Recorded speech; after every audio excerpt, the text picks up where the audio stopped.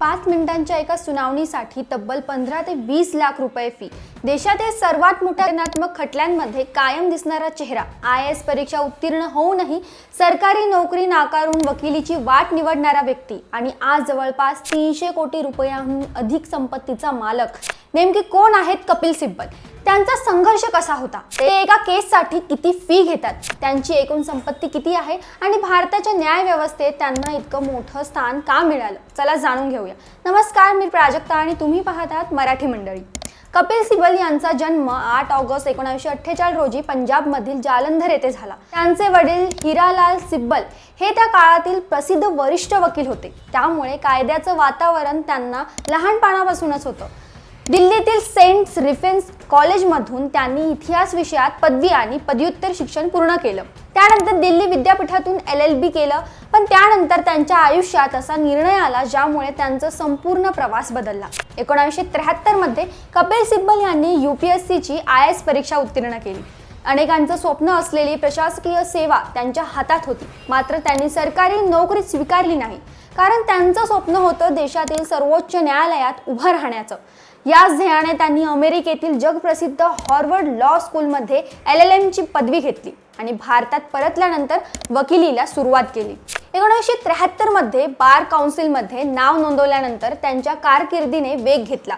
1989 मध्ये त्यांची भारताचे अतिरिक्त सॉलिसिटर जनरल म्हणून नियुक्ती झाली। अवघ्या 41व्या वर्षी हा मान मिळवणारे ते त्या काळातील सर्वात तरुण कायदेतज्ञ ठरले। त्यानंतर सुप्रीम कोर्टातील घटनात्मक, राजकीय आणि राष्ट्रीय महत्त्वाच्या शेकडो खटल्यांमध्ये त्यांनी बाजू मांडली। आता सर्वात जास्त चर्चेत असणारा प्रश्न म्हणजे कपिल सिब्बल एका केससाठी किती फी घेतात? विविध मीडिया रिपोर्टनुसार सुप्रीम कोर्टातील एका सुनावणीसाठी किंवा एका अपीयरन्ससाठी ते साधारण 15 ते 20 लाख रुपये, तर काही प्रकरणांमध्ये 20 ते 25 लाख रुपयांपर्यंत मानधन घेतात। मोठ्या घटनात्मक किंवा दीर्घकालीन खटल्यांमध्ये एकूण फी यापेक्षाही अधिक पटीने जास्त असू शकते। यामुळे त्यांची गणना भारतातील सर्वात महागड्या वरिष्ठ वकिलांमध्ये केली जाते। आता बोलूया त्यांच्या संपत्तीबद्दल। 2022च्या राज्यसभा निवडणूक प्रतिज्ञापत्रानुसार कपिल सिब्बल यांनी त्यांच्या पत्नीची एकत्रित संपत्ती सुमारे 230 कोटी रुपयांपेक्षा जास्त होती। त्यानंतर विविध आर्थिक अंदाज आणि मालमत्तेच्या वाढीचा विचार करता त्यांची एकूण संपत्ती सुमारे 280 ते 320 कोटी रुपयांच्या दरम्यान असल्याचा अंदाज व्यक्त केला जातो। त्यांच्या मालमत्तेमध्ये दिल्लीच्या जोरबाग आणि लुटियन्स भागातील ॲलिस बंगले, दिल्ली, गुरुग्राम, चंदीगड, लुधियाना, बंगळुरू, हैदराबाद, सिकंदराबाद आणि पाटणा येथील निवासी व व्यावसायिक मालमत्ता, शेतजमिनी, बँक ठेवी, शेअर्स, म्युच्युअल फंड्स, बॉन्ड्स, पत्नी आणि कुटुंबियांना दिलेली 160 कोटी रुपयांहून अधिक कर्ज रक्कम, तसेच मर्सिडीजसह अनेक लक्झरी वाहनांचा समावेश आहे।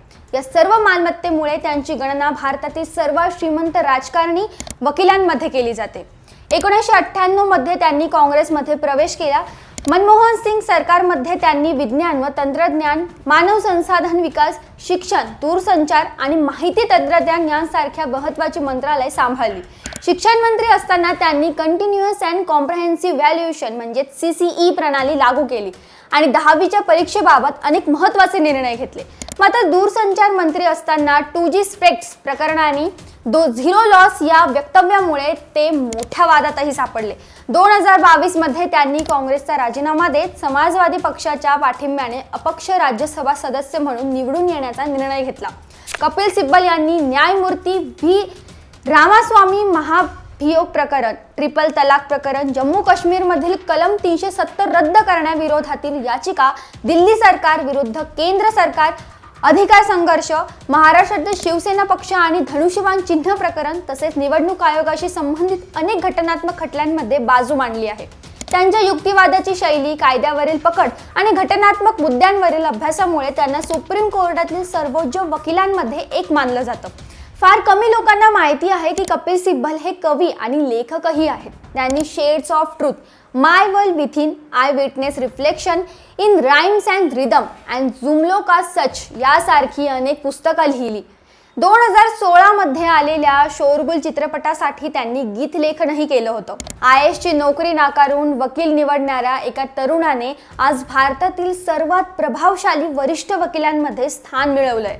एका सुनावणीसाठी लाखो रुपये फी, शेकडो कोटींची संपत्ती, सर्वोच्च न्यायालयातील ऐतिहासिक खटले, केंद्र सरकारमध्ये मंत्रीपद आणि साहित्य क्षेत्रातील योगदान, कपिल सिब्बल यांचा प्रवास हा केवळ यशाचा नाही तर कठोर अभ्यास, निर्णय क्षमता आणि सातत्याचा आदर्श आहे. आता तुम्ही सांगा, तुमच्या मते कपिल सिब्बल सर्वात यशस्वी कोणत्या भूमिकेत ठरले?